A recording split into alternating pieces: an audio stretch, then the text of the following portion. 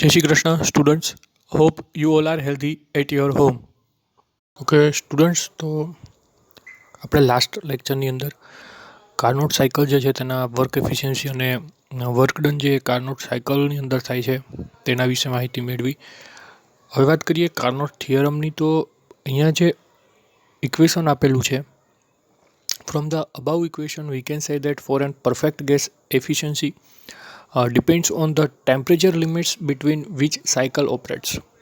It is independent from the other factor. જો આપણે એવું વાત કરીએ આ ઇક્વેશન ઉપરથી, આપણે એવું કહી શકીએ કે કોઈ પરફેક્ટ ગેસ માટે વાત કરીએ તો એફિશિયન્સી જે છે કોઈ પણ હીટ એન્જિનની અંદર, એ તેના હીટ એન્જિનના સોર્સ અને સિંકના જે ટેમ્પરેચર લિમિટ્સ છે કે જેની અંદર આ સાયકલ ઓપરેટ થાય છે તેના ઉપર આધાર રાખે છે, નહીં કે કોઈ બીજા જે અધર ફેક્ટર્સ છે તે. Thus, Carnot state an important relation is known as the Carnot theorem. So કાર્નોએ જે આ વાત કરી તેમને કાર્નોટ થિયરમ તેને કહેવામાં આવે છે. So we can say that every perfect engine working reversibly between the same temperature limits has the same efficiency. It is not depend from the nature of the working substance. એટલે કે આપણે perfect engine જે છે, ખાસ કરીને જે એક જ બે તાપમાન વચ્ચે કામ કરવાવાળા બધા પ્રતિવર્તી જે એન્જિન જે છે રિવર્સિબલી કીધા છે, તો આ જે પ્રતિવર્તી એન્જિન છે તેની કાર્યક્ષમતા સમાન હોય છે અને આ તાપમાનો વચ્ચે અથવા તો કોઈ અપરિવર્તનીય અથવા તો ઇરિવર્સિબલ જે એન્જિન છે તેની કાર્યક્ષમતા આનાથી વધારે હોતી નથી. So it is not depend on the nature of the working substance, અથવા તો આપણે કહી શકીએ કે જે આ ટેમ્પરેચર લિમિટ્સ છે તેના ઉપર આ બધા પ્રતિવર્તી એન્જિન જે છે તેની કાર્યક્ષમતા સમાન હોય છે. અને જેમ અગાઉ વાત કરી તેમ that it is not depend from the nature of the working substance. તો જે વર્કિંગ સબસ્ટન્સનો ઉપયોગ કરવામાં આવે છે તેના ઉપર એ ડિપેન્ડેબલ નથી હોતા, અથવા તો આપણે એવું કહી શકીએ કે અપ્રતિવર્તી એન્જિન જે છે તેની કાર્યક્ષમતા આનાથી વધારે, આ પ્રકારના જે પરફેક્ટ એન્જિનની વાત કરી છે તેનાથી વધારે હોતી નથી. Students, now let's discuss about statements of second law of thermodynamics. એટલે કે ઉષ્માગતિશાસ્ત્રના બીજા નિયમ જે છે તેના જે કેટલાક સ્ટેટમેન્ટ આપેલા છે તેના વિશે હવે તમે અભ્યાસ કરશો. તો એમાં જે ફર્સ્ટ સ્ટેટમેન્ટ જે છે એ છે Kelvin Planck statement. It is impossible to construct an engine which converts the heat absorbed from the reservoir completely into equal amount of the work during each cycle of the cyclic process. તો જે kelvin Planck હતા તેમણે એવું statement આપ્યું second law of થર્મોડાયનેમિક્સનું કે એવું કોઈ પણ એન્જિન બનાવવું શક્ય નથી કે જે ચક્રીય પ્રક્રિયા દરમિયાન ઉષ્મા પ્રાપ્તિનું જે સ્થાન છે અથવા તો જ્યાંથી તે હીટ એબ્ઝોર્બ કરે છે તેને એબ્ઝોર્બ કર્યા બાદ જેટલી હીટ તેણે એબ્ઝોર્બ કરી છે એનું કમ્પ્લીટલી વર્ક જે છે એની અંદર જે છે રૂપાંતર કરે. એટલે કે કોઈ પણ એવું યંત્ર નથી હોતું કે જે જેટલી હીટ એબ્ઝોર્બ કરે છે તેટલી જ હીટ જે છે તેનું વર્કની અંદર અથવા તો કાર્યમાં રૂપાંતર કરતું હોય. So this is the first statement of second law of thermodynamics given by Kelvin Planck. Second જે સ્ટેટમેન્ટ છે Clausius statement. It is impossible for a cyclic process to transfer heat from a body at lower temperature to at a higher temperature without conversion of work into heat. આપણે સૌ જાણીએ છીએ કે ઉષ્માનો જે પ્રવાહ છે એ હંમેશા ઊંચા તાપમાનથી નીચા તાપમાન તરફ જતો હોય છે, પણ એવું ક્યારે પણ પોસિબલ નથી કે આ જે ઉષ્માનો પ્રવાહ છે તે આપમેળે નીચા તાપમાનથી ઊંચા તાપમાન તરફ જતો હોય. તો ક્લોસિયસ જે હતા તેમણે એવું સ્ટેટમેન્ટ આપ્યું કે એવું કોઈ પણ એન્જિન નથી કે જેમાં કાર્ય દ્વારા એન્જિનને ઉષ્મા અથવા તો ઉર્જા આપ્યા વગર તેનો પ્રવાહ જે છે એ સતત ઓછા તાપમાનવાળા પ્રાપ્તિસ્થાનમાંથી વધુ તાપમાનમાં થયા કરે, અથવા તો કોઈ પણ એવું એન્જિન આપણે ન બનાવી શકીએ કે તેની અંદર જે છે, અથવા તો કોઈ પણ એન્જિન જે છે એ આપમેળે ઓછા તાપમાનથી વધારે તાપમાન તરફ જે છે એ હીટ ઓફ ફ્લો જે થતું નથી. So this is the Clausius statement about second law of thermodynamics. Third જે સ્ટેટમેન્ટ છે એ છે Planck statement for the second law of thermodynamics. It is impossible to construct a device that will work in a complete cycle and convert heat into work without making any change in the surrounding. તો એવું કોઈ પણ device અથવા તો કોઈ પણ એવું heat engine બનાવવું અશક્ય છે કે જ્યારે તે હીટનું વર્કની અંદર જે છે એ રૂપાંતર કરે છે અથવા તો હીટ જે છે એ વર્કની અંદર કન્વર્ટ થાય છે. ત્યારે આ પ્રક્રિયા દરમિયાન થોડી ઘણી હીટ જે છે એ સરાઉન્ડિંગમાં રિલીઝ થાય છે. તો એવું કોઈ પણ યંત્ર નથી હોતું કે જે સંપૂર્ણપણે હીટ જે છે તેનું કાર્યની અંદર રૂપાંતર કરતું હોય અને ઉષ્માનો કોઈ પણ જગ્યાએ પર્યાવરણની અંદર વ્યય ના થતો હોય. તો આવું હીટ એન્જિન અથવા તો આવી કોઈ ડિવાઇસ બનાવવી અશક્ય છે. ફોર્થ જે છે એ છે Thomson's statement. All spontaneous or natural processes tend to go to the state of equilibrium. Thomson જે હતા તેમણે સેકન્ડ લો ઓફ થર્મોડાયનેમિક્સમાં એ સ્ટેટમેન્ટ આપ્યું કે દરેક આપમેળે થતી પ્રક્રિયાઓ, જેને આપણે સ્પોન્ટેનિયસ પ્રોસેસ કહીએ છીએ, બધી નેચરલ પ્રોસેસીસ, આમ તો આપણે અગાઉ સ્પોન્ટેનિયસ પ્રોસેસની ડેફિનેશન વિશે ભણ્યા ત્યારે, અને એક અલગથી આખો ટોપિક આપણે સ્પોન્ટેનિયસ પ્રોસેસ જે છે એ તમે ભણી ગયા છો તમારા પ્રીવિયસ લેક્ચરની અંદર. તો થોમ્સનનું જે સ્ટેટમેન્ટ હતું તેમણે એવું કીધું કે દરેક સ્પોન્ટેનિયસ પ્રોસેસ અથવા તો જે નેચરલ પ્રોસેસીસ જે છે તે હંમેશા સ્ટેટ ઓફ ઇક્વિલિબ્રિયમ એટલે કે સંતુલિત અવસ્થા પ્રાપ્ત કરવા માટેનું વલણ ધરાવે છે. આના સ્પોન્ટેનિયસ પ્રોસેસ વખતે આપણે કેટલાક એક્ઝામ્પલ પણ જોયા હતા. ફિફ્થ જે છે સ્ટેટમેન્ટ એ છે no machine has yet been made that has an 100% efficiency. તો ફરી પાછી એ જ વસ્તુની વાત આપણે કરીએ છીએ કે કોઈ પણ યંત્ર જે છે એ અત્યાર સુધી એવું કોઈ પણ યંત્ર નથી બનાવવામાં આવ્યું કે જેની કાર્યક્ષમતા 100% હોય. ઓકે, કોઈ પણ યંત્ર જે છે એ થોડા ઘણા અંશે અથવા તો કેટલાક જે છે મહત્તમ ભાગે અથવા તો કેટલાક જે એન્જિન છે એ જે હીટને, આપણે અહીંયા એક્ઝામ્પલ હીટ એન્જિનનું જ દર વખતે લઈએ છીએ કે હીટ જે છે તેને વર્કની અંદર જ્યારે કન્વર્ટ કરે છે ત્યારે તે હીટ જે છે તેનું સંપૂર્ણપણે કાર્યમાં રૂપાંતર કરી શકતું નથી અને આજુબાજુના સરાઉન્ડિંગમાં અથવા તો થોડો ઘણો જે છે એ હંમેશા ઉષ્માનો વ્યય થતો હોય છે.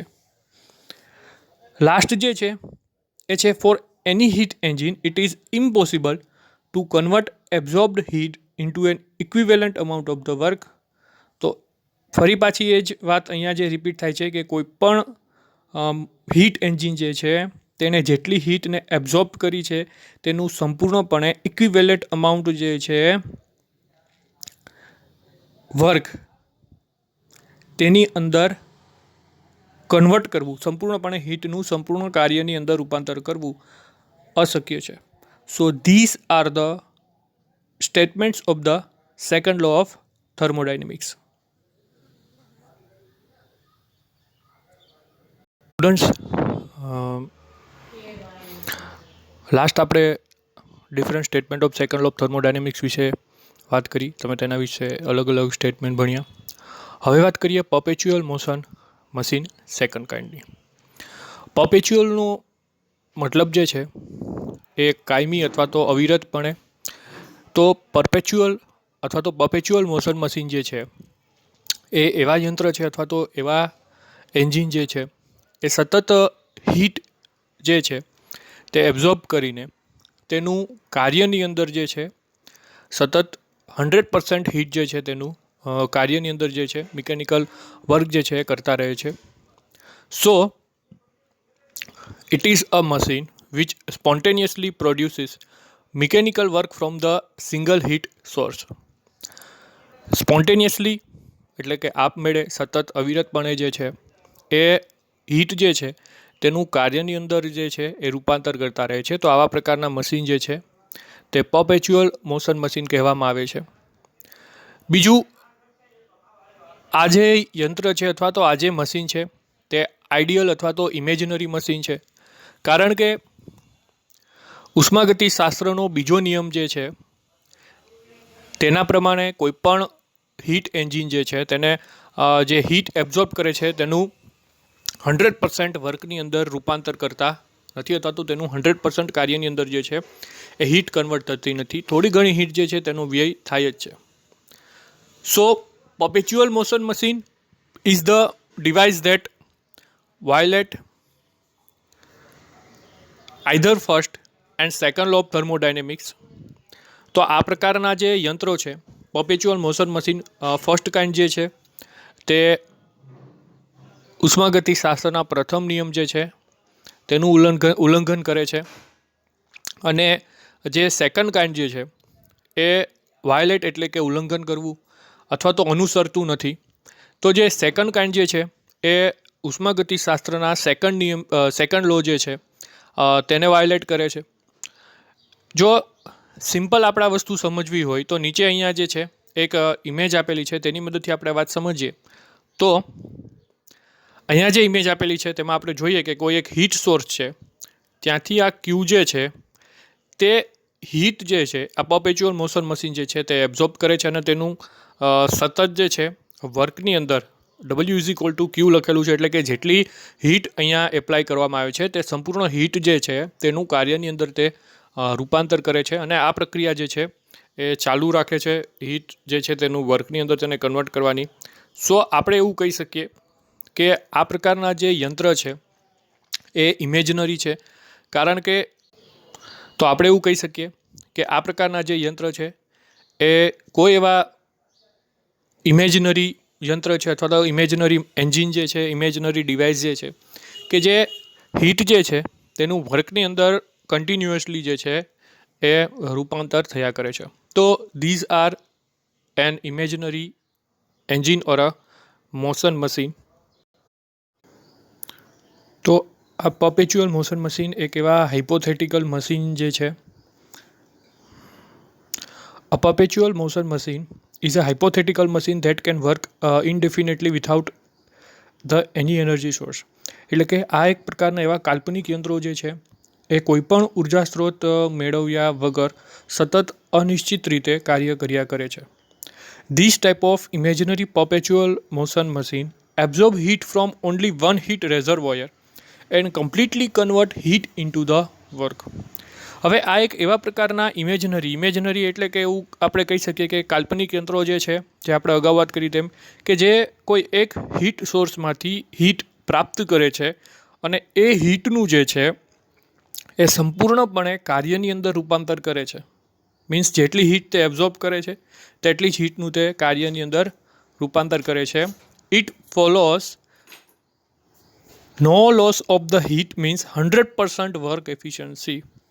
એટલે કે આ પ્રકારના પરપેચ્યુઅલ મોશન મશીન જે છે એ વાતને અનુસરે છે કે તેમાં આ પ્રકારના યંત્રમાં કોઈ પણ જાતની હીટ છે તેનો એમ કહેવામાં આવે કે લોસ અથવા તો કોઈપણ જાતનું હીટ આ યંત્ર ગુમાવતું નથી, અને તેનું સંપૂર્ણપણે જે હીટ તે રેઝર્વોયર અથવા તો હીટ સોર્સમાંથી તે જે હીટ મેળવે છે તેનું 100% કાર્યની અંદર રૂપાંતર કરે છે, અથવા તો એવા પ્રકારના યંત્ર છે કે જે 100% એફિશિયન્સી ધરાવે છે.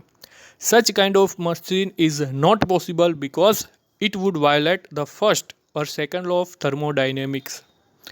એટલે આપણે અગાઉના ટોપિક્સમાં પણ ભણી ગયા છીએ કે કોઈ પણ એવું યંત્ર હાલ સુધી નથી બનાવવામાં આવ્યું કે જેની કાર્યક્ષમતા 100% હોય અથવા તો 100% જે છે કોઈપણ યંત્ર કાર્યક્ષમ હોય.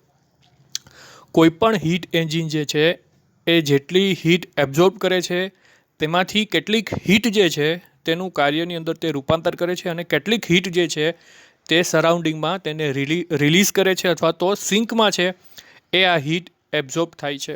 સો આ પ્રકારના કોઈપણ જાતના પરપેચ્યુઅલ મોશન મશીન અસ્તિત્વમાં નથી.